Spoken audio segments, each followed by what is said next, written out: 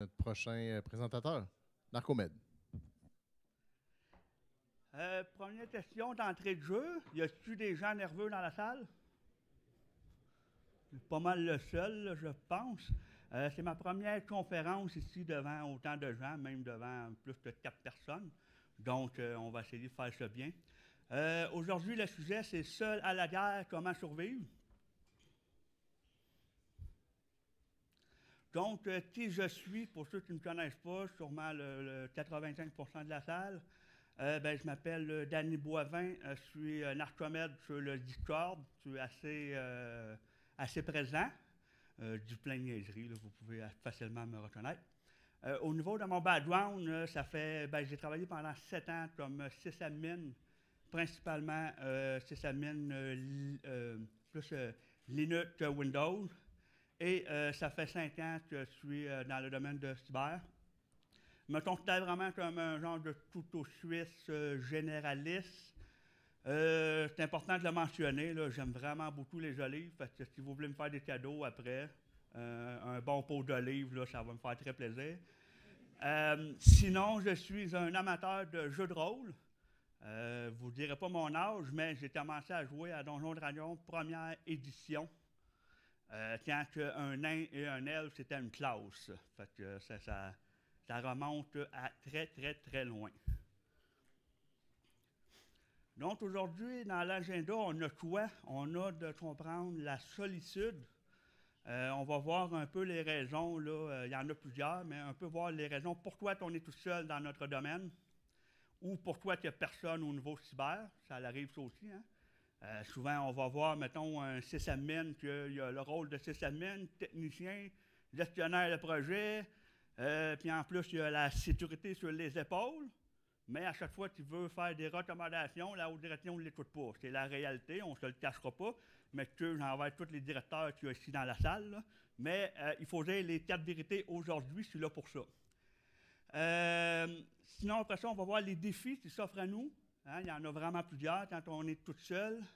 On va voir après ça les clés de la réussite, essayer de vous donner des trucs, des conseils que j'ai vus, que j'ai entendus. Je ne vais pas juste parler de mon expérience personnelle, c'est aussi en parlant avec d'autres gens, parce que il y a plusieurs personnes qui se retrouvent dans le même pattern d'être tout seul. Et après ça, c'est ça, je parle de l'expérience et leçons apprises. Donc, pourquoi sommes-nous seuls? Il y a vraiment plusieurs raisons. J'ai énuméré ici ceux qu'on voit le plus souvent. La première, il y a souvent des PME. Au Québec, on ne se le cachera pas. Je ne me rappelle pas c'est quoi le pourcentage. Je ne suis pas là pour vous donner des chiffres de ce genre-là aujourd'hui. Je suis vraiment là pour vous montrer, pour donner des trucs par après, mais le manque de budget, c'est un gros problème. Souvent, au niveau de la sécurité, on est vu comme une dépense et non pas, on ne rapporte pas d'argent normalement. À moins de travailler, bien sûr, pour une firme de consultants ou des trucs comme ça, là, oui, tu vas rapporter de l'argent.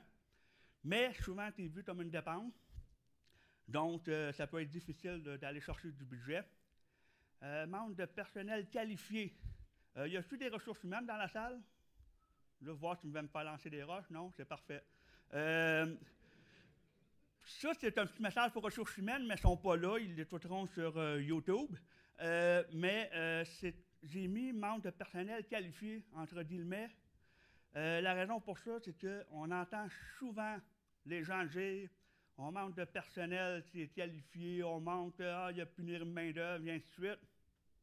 Oui, il en manque, mais il en manque pas mal moins qu'on pense. Il faudrait que les ressources humaines puis la haute direction, ceux qui décident, qui donnent la chance un peu plus à ceux qui commencent, aux juniors, des trucs comme ça. Ça peut être, par exemple, un sysadmin que, comme moi, mon background, vous l'avez vu tantôt, j'étais un ancien sysadmin. Pour une petite parenthèse, là, j'allais au bureau à chaque matin. J'étais tellement écœuré que je vomissais. C'est pas des blagues, là, à chaque matin. Tantôt, il y avait une conférence sur le burn-out, t'approches. Justement, c'est pas mal le HFES qui m'a sorti de là, Patrick. Il va se reconnaître. Puis, justement, il y a une compagnie qui m'a donné la chance de changer de domaine. Puis je les remercie vraiment, mais malheureusement, il n'y a pas assez de compagnies comme ça.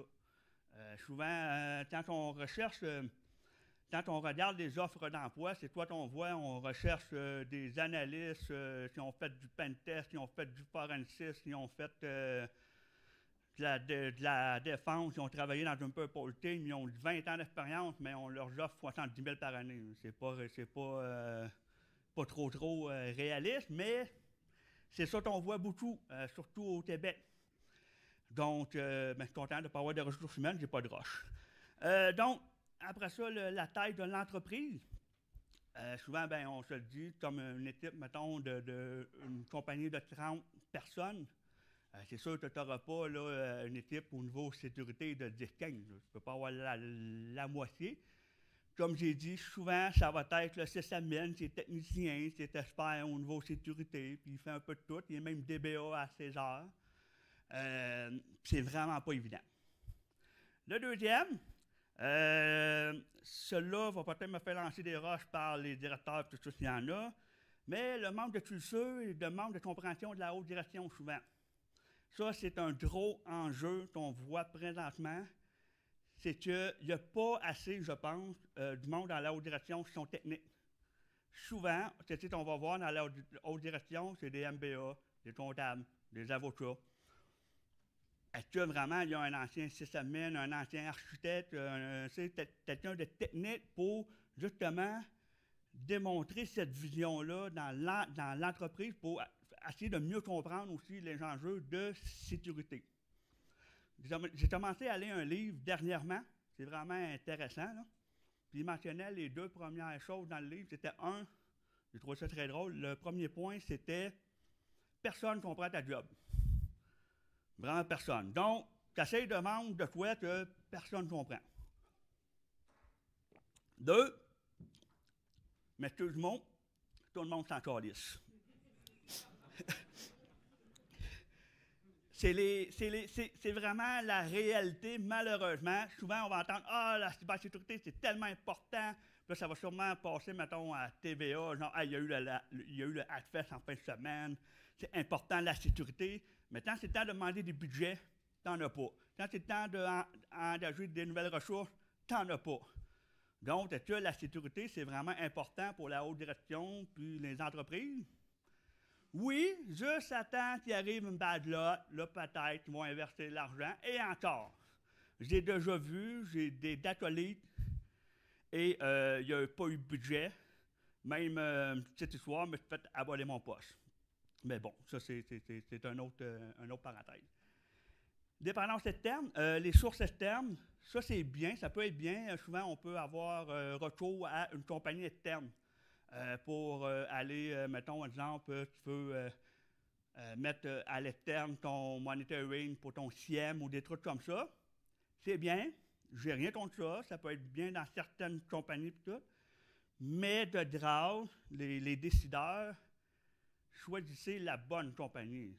Je ne suis pas là pour nommer une compagnie en particulier, mais n'ayez pas peur de poser des questions. Ce n'est pas les vendeurs qui ont le gros bout du bâton, c'est vous. Donc, n'ayez pas peur de poser des questions. Est-ce qu'eux, ils ont vraiment une grosse équipe de sécurité en arrière, ou c'est Jean-Claude, dans le fond, qui a un SIEM, puis il gère tout seul? C'est une bonne question à se poser. Une petite idée, là, un petit truc comme ça, là, si vous avez des contacts avec une compagnie, allez checker leur profil LinkedIn. Puis recherchez dans la compagnie combien de personnes au niveau sécurité travaillent dans la compagnie. Ça peut être des bonnes surprises des fois. Ce n'est pas totalement vrai, mais ça donne une petite idée. Si tu vois personne, c'est peut-être un petit red flag là, par rapport à ça. Puis, pendant les sources externes, juste une mention, les compagnies font des pentests, là.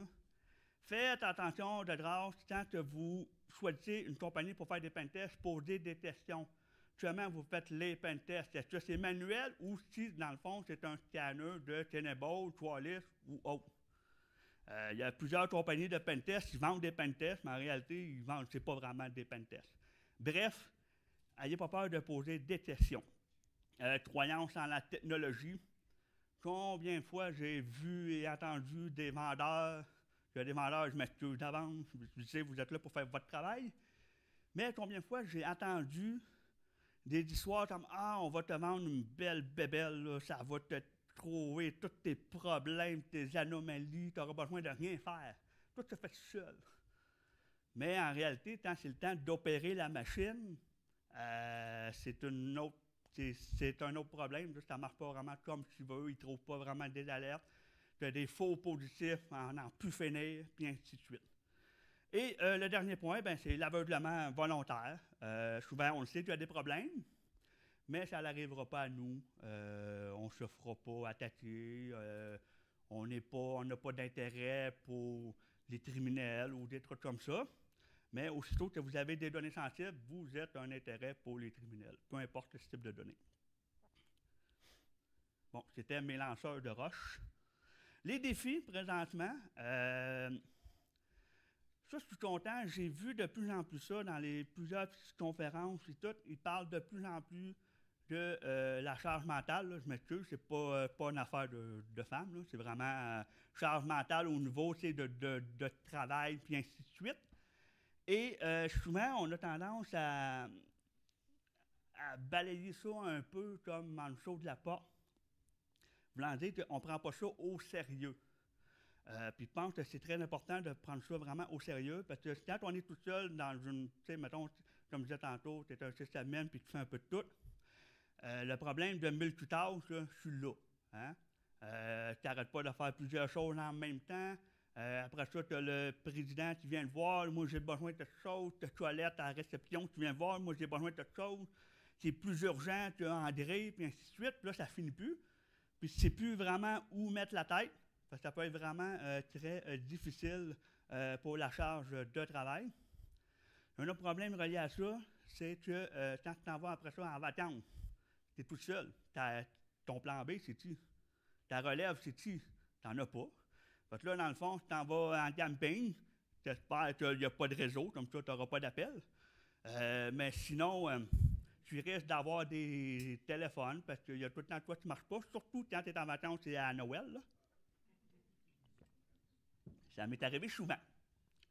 Tout ça mène au burn-out, où ça peut être des avant-coureurs à ça. Comme j'ai mentionné, moi, j'étais avant un sysadmin. Quand tu es rendu, tu vas au boulot, puis à chaque matin, tu vomis. C'est une petite cloche. Mais moi, des fois, pas vite, là. J'allume pas vite. Oh, peut-être de toi, j'ai mal mangé. Non, c'est Danny, tu étais juste à bout. Mais ça a pris du temps, ça a pris un Patrick du Hatfest, puis Vincent, ils disent tu devrais peut-être changer de job. Peut-être une bonne idée de refaire ton CV, de changer d'emploi. Puis finalement, il avait raison. Et le manque de collaboration. Souvent, quand on est tout seul, on n'a pas le temps d'aller parler avec les ressources humaines, tout ça. Puis ça, vous allez voir, je mets beaucoup d'emphase là-dessus plus tard. Cela va passer assez vite, parce que vous allez comprendre tout le raisonnement après, puis le dinosaure, il n'est pas là pour le rien. Hein?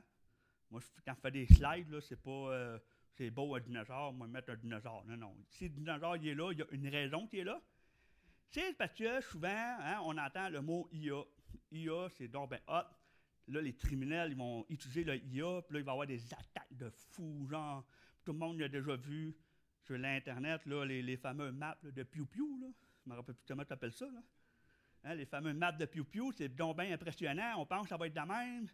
Que là, les attaques là, des criminels sont de plus en plus compliquées, complètes, tout ça. La réalité, souvent, les attaques qui réussissent, c'est quoi? Tu ne connais pas ton inventaire, tu n'as pas fait tes mises à jour. C'est plate là, en 2024, mais on répète à chaque année ici. Si ce n'est pas moi qui le dis, c'est un autre qui le dit.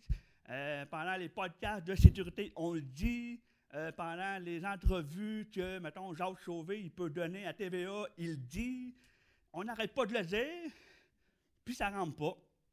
On préfère mettre, mettons, des 50 000 $ dans un SIEM pour que tu vas tout régler, mais on n'est même pas capable de patcher les serveurs. Ça, malheureusement, c'est des réalités qu'on voit. Donc, pour ça, je voulais me passer vite que, pour vous démontrer que oui, la technologie avance. Oui, il y a des nouvelles méthodes d'attaque, tout ça, mais de grâce, ne pas oublier, tu as des affaires basiques. Souvent, c'est par là que ça va rentrer. Tu sais, ceux qui ont été déjà sysadmin, moi j'ai tout le temps dit ça, tu as un bon sysadmin, il est lâche. En voulant dire qu'il va vouloir faire le plus de tâches automatiques pour, après ça, pas ça couler douche, mais pour faire d'autres choses. Hein? Le monde pense que ça coule douche, mais non, pas vrai, ils travaillent fort. Mais les criminels, là, sont lâches aussi. Hein? Ils ne vont pas passer là, des heures là, pour essayer de rentrer pour faire des attaques. Non, non. S'ils voient qu'il y a une porte débarrée à gauche, qu'il y a un vieux firewall de Cisco qui n'a pas été patché, puis le VPN il est là, puis c'est full open, il va rentrer là. Fait que c'est pour ça qu'il faut faire attention au niveau des attaques. Culture de gouvernance, c'est l'organisation. Cela, c'est plus, dans le fond, au niveau de l'entreprise elle-même. Les PME, souvent, ils ont les mêmes besoins que les grandes entreprises. Ce que je veux dire par là, c'est que, exemple, un dentiste. Le dentiste, il traite quoi? Il peut traiter des données confidentielles. Il reçoit des paiements, des trucs comme ça. C'est important pour lui de traiter ces données, puis d'en prendre soin de ces données, autant qu'une banque, là, OK? Ou, mettons, les villes. Moi, j'ai déjà travaillé dans une ville. Je ne sais pas s'il y a des gens qui travaillent dans des villes ici. Souvent, des gens de sécurité dans des villes, il n'y en a pas beaucoup. S'il y en a un, il est caché dans le sous-sol, parce que souvent, on met les TI dans le sous-sol. Comme nous, aujourd'hui, on est dans un sous-sol, je pense. Hein? Tout est dans tout. Mais on a vraiment les mêmes besoins que les grandes entreprises, mais on n'a pas le même budget. C'est vraiment pas évident là, de savoir, tu sais, comme de sécuriser toutes les données au même principe que, mettons, une banque Desjardins ou autre, quand tu as, mettons, exemple, 50 000 ou 200 000 pour ta sécurité, puis ça inclut les salaires, bonne chance. Hein? J'ai fait une petite recherche, justement, là, cette semaine. On dit, selon ton secteur d'activité, tu as 3 méthodes de calculer pour savoir l'investissement que tu devras mettre au niveau sécurité. Il y en a un qui disait que c'est 1 % du revenu de la compagnie. Il y en a un autre qui disait que c'était juste à 8 % du budget TI. Puis il y en a un autre, dépendamment de ton secteur d'activité ou des trucs comme ça peut aller jusqu'à, mettons, 1 700 $ par tête d'employés. Si jamais on parle, mettons, d'une compagnie de développement, c'est 250 employés. Si on arrondit ça, mettons, en dollars canadiens, ça fait un budget de 600 000 par année. Là, vous allez dire, 600 000, c'est de l'argent. Mais pas tant que ça, hein? Moi, je connais mon salaire, puis je ne suis pas dans le top. Puis, pourtant, ça descend vite, là. Tu ajoutes, mettons, 2-3 analystes, puis après ça, tu mets un CIEM, puis après ça, tu mets le EDR. Il ne traite plus grand-chose. Là. Donc, ça peut, là, c'est pour ça qu'il faut être vraiment comme créatif, tout ça. C'est le gros défi, je vous dirais. Les responsabilités accrues, ben ça, je l'ai dit assez souvent jusqu'à maintenant. Là. Ça fait 18 minutes que je parle, puis je fais juste dire ça, que si ça mène, il y a toutes les tâches, ben c'est un peu ça. Sinon, ben le manque de culture de la sécurité au sein de l'entreprise. Ça, là, c'est fou. Comment il y a un manque de culture de sécurité au sein des entreprises. Si vous voulez savoir si votre entreprise a un manque de culture, est-ce que vous faites des réunions, mettons, un genre à toutes les 3 semaines, des trucs comme ça, de security steering, genre dans le fond, certaines personnes, ça peut être des VP, le président, mais aussi du monde technique, connaissent ça. Est-ce que vous faites des rencontres pour parler des enjeux de sécurité de la compagnie? Non? Ben, peut-être que votre culture d'entreprise n'est peut-être pas si haute que ça. Est-ce que vous faites, exemple, des tabletops? Je ne parle pas ici de jouer à Donjon Dragon, mais Madrid, c'est le fun. J'aime bien ça. Mais de faire des tabletops, de créer des scénarios d'attaque ou des trucs comme ça. Puis pas juste là, avoir, mettons, on a eu un ransomware. Non, creuser plus loin que ça. Là, essayer d'être le plus créatif possible. Et deuxième question, vous faites des tabletops, parfait. Est-ce que vous faites après ça une rencontre pour voir c'est quoi vos points faibles du tabletop? Et, question piège, les corriger, est-ce que vous faites la correction de ça? Pas beaucoup d'entreprises le font. Donc, c'est tout ça. C'est vraiment la culture d'entreprise. C'est un gros problème en ce moment. Maintenant, les clés de la réussite, pour pouvoir monter de nouveau, hein, on aime tout monter de nouveau. Moi, comme je dis, je suis un grand fan de RPG. Puis il n'y a rien de plus le fun qu'après une partie de donjon, level up. Donc, on va essayer de vous level up.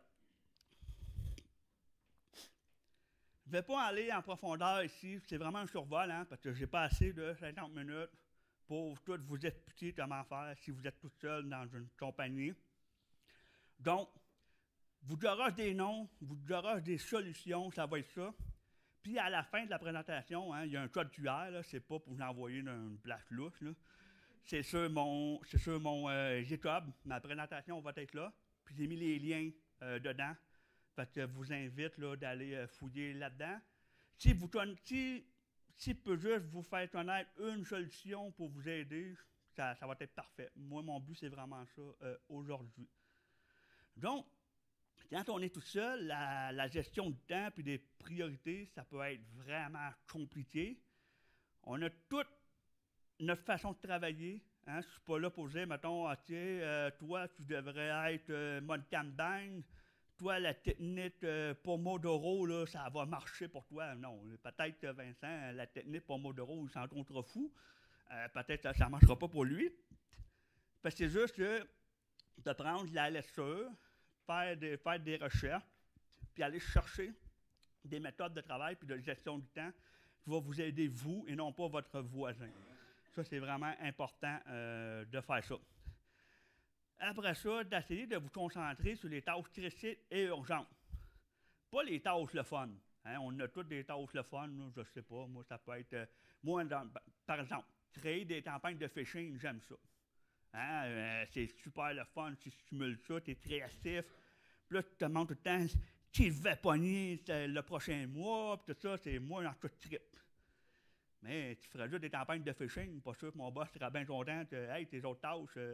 tu t'avais demandé, mettons, le formulaire de sécurité, c'est plate à mourir, remplir ça. Hein?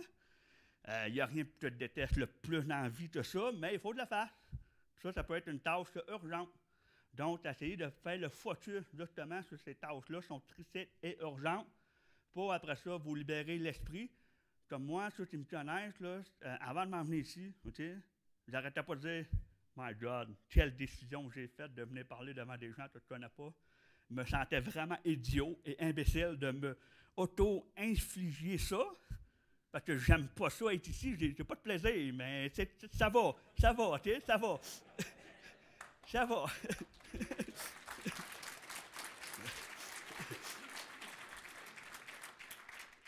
Mais de le fait, je me suis dit, après ça, je l'avais dit à Vincent justement, c'est vendredi, après ça, je vais pouvoir profiter du Hatfest. Hein? Je vais aller peut-être danser au show demain, je ne sais pas, on verra. Bref, de mettre vos tâches urgentes et critiques en premier, comme en ce moment, c'est une tâche critique et urgente qu'on devait faire. Et la détonation pour la santé mentale, très, très, très, très, très important. Même si vos boss disent « Ah, il faudrait être disponible », il faudrait que ton boss comprenne à un moment donné que tu as le droit de ne pas juste penser au boulot, puis tu as le droit d'aller en vacances, en camping avec ta famille, puis tu n'as pas tout le temps le stress, ils vont-tu m'appeler, la BD va-tu planter, des trucs comme ça. On s'entend, là, tu as une grosse attaque, tout ça, oui, tu reviens chez vous, là. Mais, tu sais, souvent, dans le day-to-day, c'est pas vraiment urgent. Donc, la détonation pour la santé mentale, c'est vraiment très, très important. Essayez, arrêter, ou essayer d'arrêter, allez pas dans l'innovation. Hein. C'est bien beau l'innovation, j'aime beaucoup ça moi aussi, mais si vous êtes toute seule, je m'excuse, mais l'innovation, vous n'avez pas le temps d'en faire. Okay? Déjà là, il y a plein de tâches que vous ne pouvez pas faire à cause que vous êtes toute seule. Utilisez de grâce les outils qui existent à votre disposition pour pouvoir faire votre travail correctement. Essayez pas de créer un contrôle de sécurité, par exemple, parce que penses que tu vas être meilleur, mettons, que le CIS Control version 8, ou wow, non, utilise celui-là. Si, exemple, on va y aller bien basique, là. Y a-tu dans la main, y a-tu des gens qui connaissent le Cybersecure Canada? Vois-tu, il n'y a pas assez de mains levées. C'est un petit framework, c'est bien simple. Mais si toutes les entreprises, surtout les PME, là, respecteraient tout dans 100% qu'il y a là-dedans, là, on vient juste de gagner beaucoup, puis les criminels ils vont moins nous aimer parce qu'on va être plus sécuritaire pour le Québec, puis ainsi de suite. Donc, utilisez les outils qui existent pour vous. Encore là, je ne suis pas pour faire la promotion de un ou l'autre, selon le type d'entreprise, selon vous, selon le secteur d'activité. Choisissez celui qui vous conforme le mieux pour vous. Aussi, des gestions des risques avec des outils dédiés. J'en ai connu un il n'y a pas si longtemps. C'est vraiment génial. C'est open source. Je ne me trompe pas. Je ne peux pas dire trop n'importe quoi, mais c'est CISO Assistant. Je vais le donner en lien à la fin.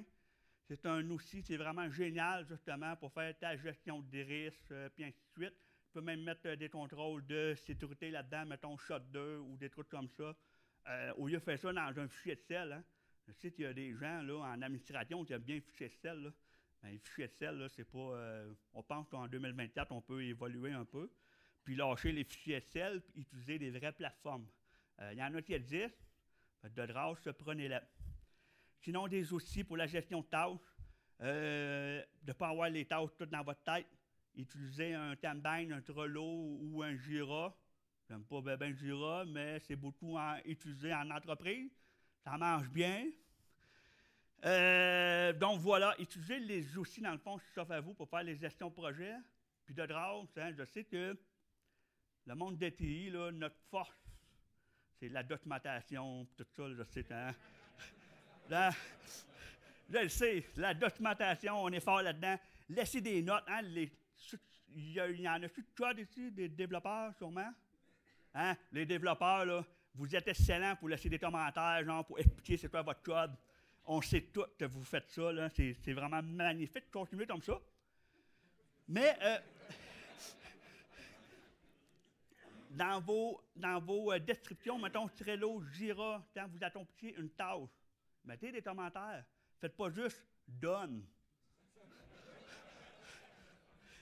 Ça rit parce que je le sais, c'est ça que vous faites. Je le fais moi-même.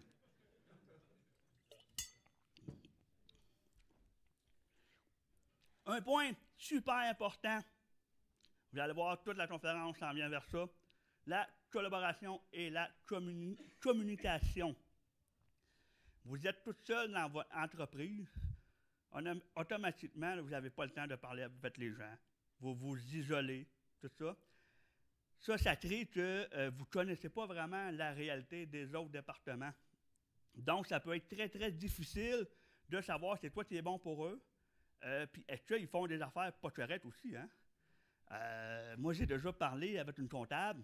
C'est tous les mots de passe. Vous nommerez pas la compagnie, là, pour que vous allez la voir après. Mais tous les mots de passe de toutes les banques qui utilisaient les cartes de crédit dans un fichier Excel pas protégé. Ça fait pas si longtemps que ça. Ça fait une couple d'années. Mais si ça s'est produit là, pour une quand même assez grande entreprise, ça se produit ailleurs aussi. Si je n'avais pas parlé, mettons, avec les finances, le département de la finance, je ne l'aurais jamais su. Donc, c'est important d'avoir une bonne communication avec tous les départements. Oui, même les ressources humaines. Hein? Souvent, on n'aime pas trop leur parler, parce que quand souvent on parle aux ressources humaines parce que ça ne va pas bien. Mais il faut aller, pense, au-dessus de ça, puis il faut avoir une bonne... tu sais, on travaille tous au bout de ligne pour la même compagnie. Donc, c'est important de vraiment parler avec tout le monde. Communication efficace. S'il y a des incidents ou il y a des problèmes au niveau sécurité, on a tout un supérieur, des trucs comme ça. Le grâce, ne cachez pas la vérité. Essayez pas de rendre les choses plus belles ou des trucs comme ça. Dites la vérité. Moi, un de mes grosses qualités, c'est que je suis transparent, des fois trop. Transparent, des fois, il faut faire attention à ce que je dis. Comme là, fais attention un peu à ce que je dis.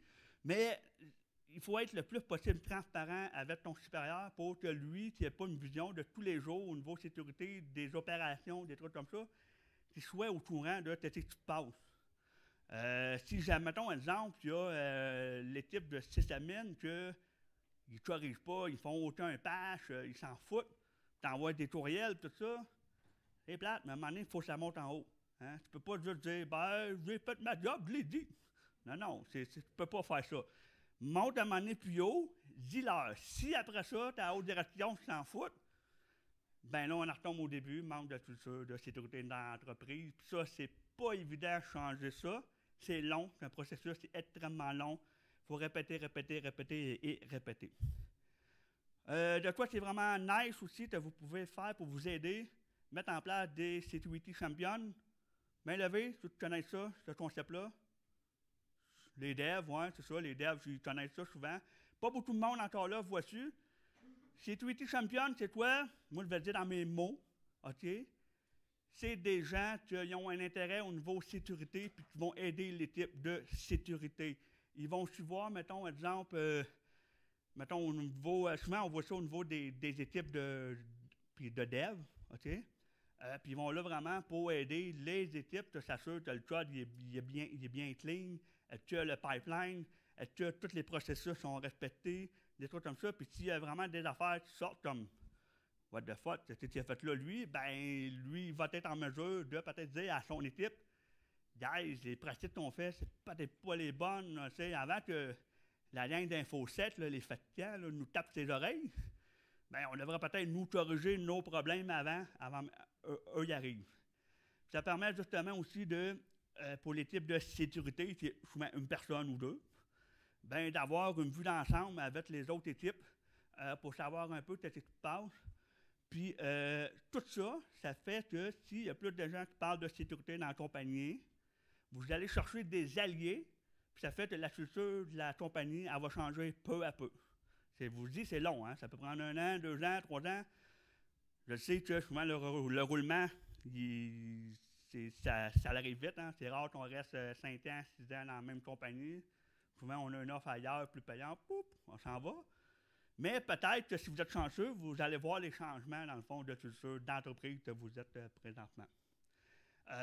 Puis pour les Security Champions, j'ai mis un lien aussi de OWASH, justement, à la fin, qui en parle toutes les étapes, dans le fond, comment les implanter. Je ne m'en rappelle plus là-dedans s'il me mentionnait, mais moi, j'irais même plus loin que ça. Pas nécessairement obligé de juste mettre quelqu'un, mettons, qui est full technique. Des fois, ça peut être quelqu'un qui a vraiment un mindset. Ça, c'est une affaire que je te dis souvent, la sécurité, c'est pas seulement du technique, c'est vraiment le mindset qui est important. Donc, essayez d'identifier justement ces gens-là qui ont un bon mindset. Comme probablement vous êtes ici dans la salle, vous avez déjà une longueur d'avance sur votre collègue qui n'est pas ici. Genre. Ça, c'est moi qui va combattre des feux.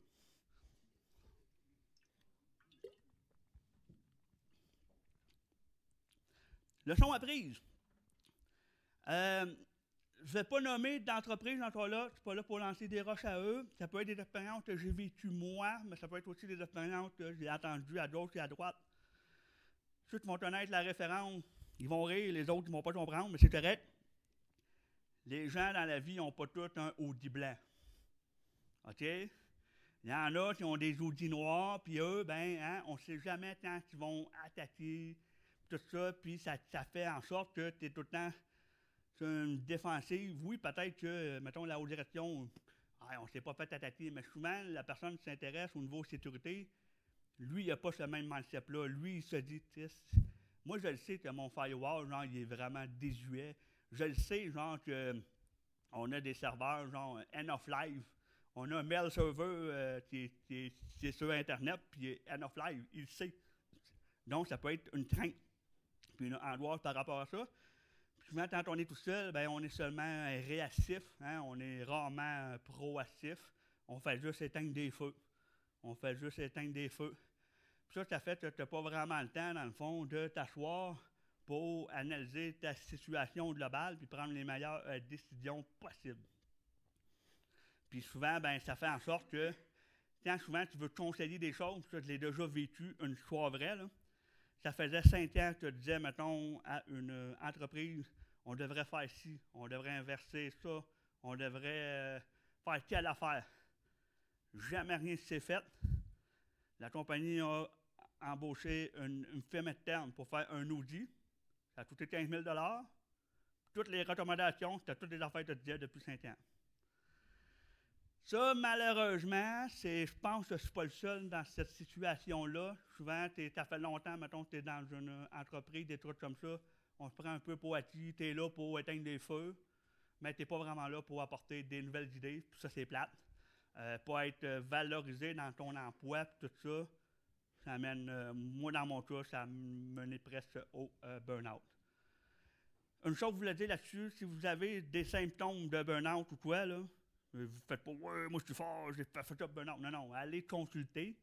Souvent, les entreprises ils ont des programmes pour parler avec des spécialistes, des trucs comme ça. N'ayez pas peur d'être consulté. Puis, n'ayez pas le mindset de « Ah, mais là, si en burn-out, en arrêt de travail, moi mettre ma compagnie dans la merde. » Okay, on est entre nous, là. On s'en calisse. Okay? Pensez à vous en premier, OK? Votre travail, là, il vous donne un salaire, oui, mais ta santé, c'est ça qui est le plus important. Puis si tu travailles pour une bonne compagnie, elle va comprendre ça. Si elle ne comprend pas ça, là, ben moi, je dis, comme Patrick me dit souvent, update ton CV. OK? C'est simple de même. C'est la vie des fois, hein? C'est pas sorti. Donc, par où commencer quand on est tout seul? Là, après ça, vous m'avez dit, hey, tu es allé à une conférence en fin de semaine, bien là, il faudrait que je change des trucs, puis tout ça. La première chose à faire, c'est que essayer d'aller parler justement avec les autres équipes, comme j'ai dit, les ressources humaines, puis ainsi de suite, essayer de comprendre un peu leur mode de travail, lequel outil tu utilises. Est-ce que tu l'utilises vraiment de façon sécuritaire? Est-ce que vraiment ils ont des bonnes approches? Puis les autres, ils vont aussi vous parler des problématiques qu'eux-mêmes ils ont. Ça peut être bien niaiseux, mais exemple, j'ai des documents super confidentiels à partager. Je partage ça comment? J'envoie-tu ça dans même par courriel, genre, avec des numéros de carte de crédit? Il y en a qui font ça, là. Hein? Mais s'il n'y a pas personne qui leur dit, ben c'est ça. Pour ça, c'est important de vraiment de bien parler avec chacun des départements et même les ressources humaines. Je dis, même les ressources humaines, il faut aller leur parler. Une fois que tu as parlé avec tout ton monde, bien là, c'est important de faire quelque chose avec toutes ces données-là. Bien, c'est là qu'on va analyser, dans le fond. Quelle tâche qui devrait être en premier, des trucs comme ça, quel besoin que tu vas avoir dans tel département, ou des trucs comme ça. Comme vous allez voir dans le slide après, mais il y a, puis je l'ai répété avant aussi, il y a des outils qui existent pour vous aider, dans le fond, à vous faire un genre de classeur pour savoir par où commencer, puis ainsi de suite. Je l'ai mis dans mes... j'ai pas mis le dessin, mais j'ai mis le lien. Il y a une pyramide de le chef, je pense que c'est le chef architecte chez Microsoft. Ils font pas juste de la chenoute, le Microsoft, ils font des bonnes affaires aussi. Mais le gars Microsoft, justement, il a fait une pyramide, c'est le plan d'incident de réponse. Puis, dans le fond, en bas, tu as l'inventaire. Après ça, tu as la télémétrie. Après ça, tu as détection, puis ainsi de suite, menace, puis tout ça. Tout ça pour dire, là, c'est que tu ne vas pas t'acheter, mettons, un SIEM, genre, peu importe, là, c'est Sentinel, plein, name it, là, ça coûte tout à peu près pareil, là, donc extrêmement cher. Va pas t'acheter, mettons, un SIEM juste pour les assurances. Hein? Le nombre de fois qu'on voit ça dans les entreprises, hey, on a un SIEM. Okay, tu fais des use cases, il marche-tu? T'as-tu détecté? Tu as fait un pen test dernièrement, il a-tu détecté tes attaques du pen test? Ben non. Ben, parce que ton SIEM, dans le fond, il fait juste crosser au niveau des assurances. Ça, c'est mauvais. Puis ça, je l'ai vu au gouvernement aussi. Oui. Donc, oui, c'est ça. Parce que dans le fond, ton inventaire, il est en bas. Bien, assure-toi que tu as un système d'inventaire qui est A1. Quand tu parles de système d'inventaire, c'est pas un fichier de sel. Okay? C'est pas une topologie réseau qui n'a pas été updatée depuis 10 ans. Toutes ces affaires-là, là, ça devrait être fait par des outils le plus automatiques. Je rappelle qu'un ancien système, je suis lâche. Donc, tu vas tout le temps essayer de penser y a-t-il des trucs que tu peux faire de façon automatique, puis ainsi de suite.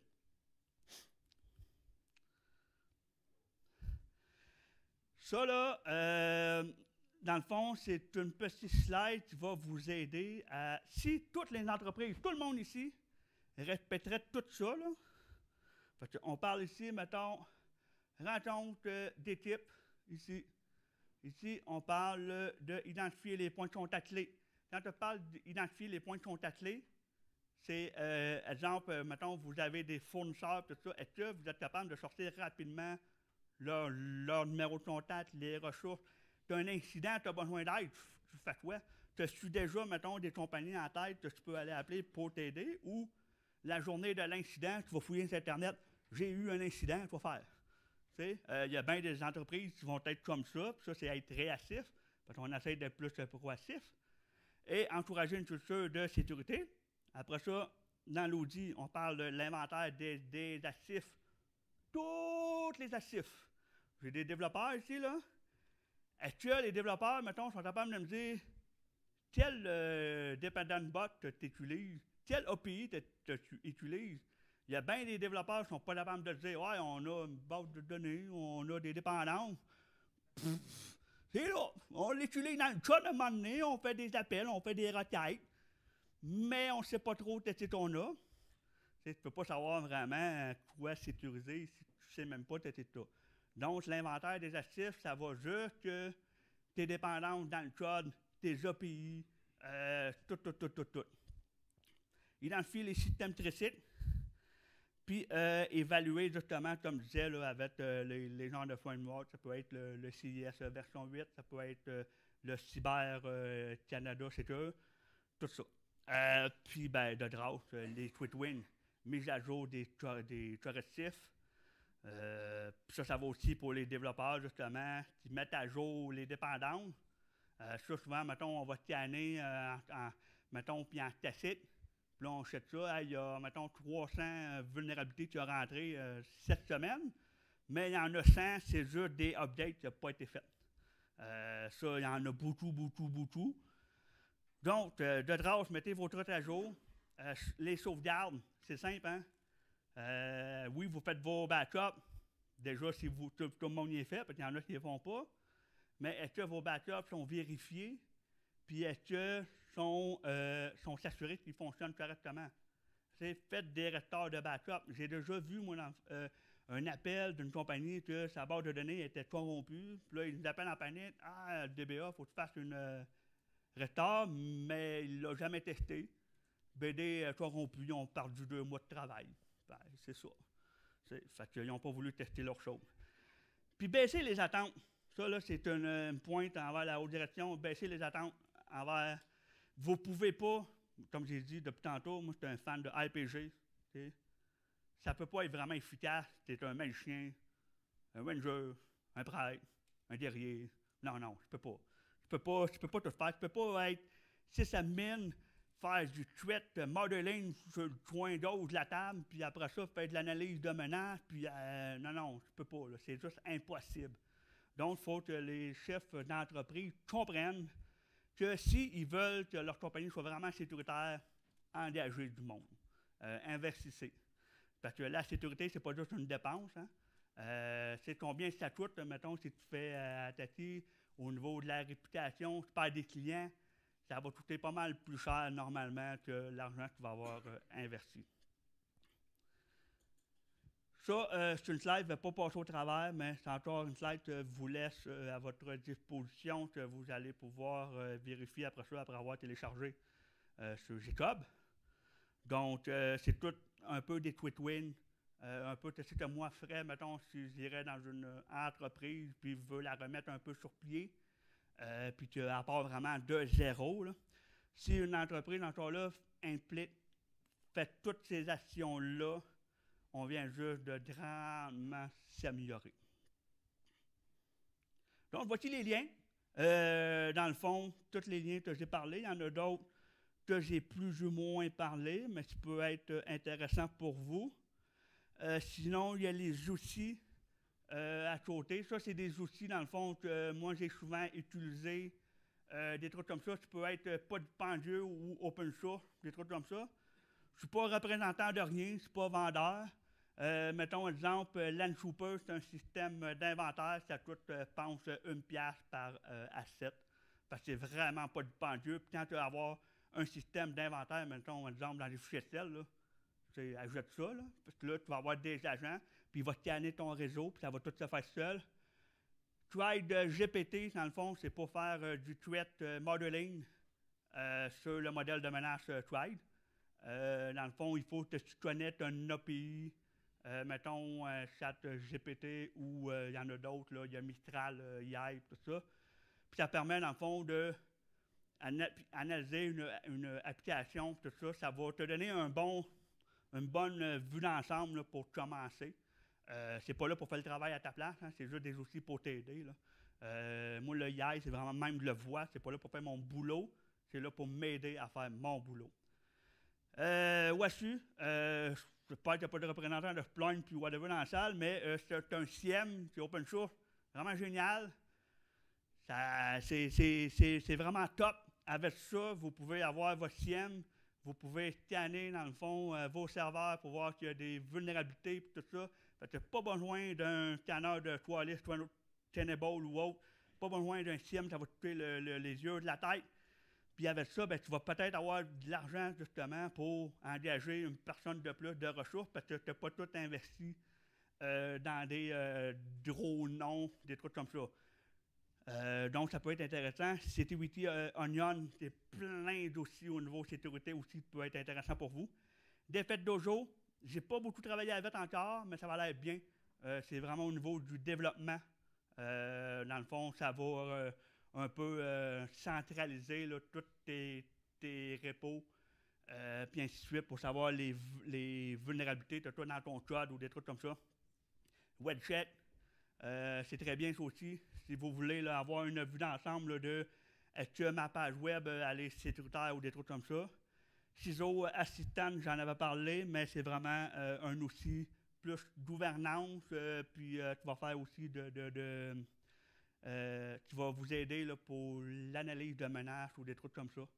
Puis Real CISO, il est payant, mais si vous avez, mettons, un cadre de conformité, là, mettons, par exemple, vous voulez être ISO ou SHA 2, vous en avez seulement un, ben c'est gratuit pour un framework. Parce que ça peut être utile. L'interface est vraiment très bien aussi. Sinon, si vous voulez vraiment tout vous libérer de ça, allez dans le CISO Assistant. Fait que voilà, puis il y avait les Security Champions en bas. Là. Fait que c'est pas mal ça mon temps. Je veux juste vous mettre ça ici. Ça, c'est mon GitHub, si ça vous intéresse. Ma présentation est dessus avec tous les liens. Et il y a aussi l'autre présentation que j'avais faite en 2021, mais c'était pendant la COVID, tu n'étais pas devant du monde, là, tu étais moins stressé. Donc, voilà, c'était tout. Ah! Très important. Si vous avez une chose à retenir, ben, premièrement, merci, mais vous n'êtes pas réellement seul. Hein? Comme si vous avez bien écouté, allez parler avec les autres équipes, puis ainsi de suite, pour justement, vous travaillez tous pour la même compagnie. Vous n'êtes pas censé d'être, mettons, l'équipe infra sont comme ci, sont comme ça. Vous êtes posé de travailler tout le monde ensemble. Donc voilà, merci beaucoup d'avoir été là.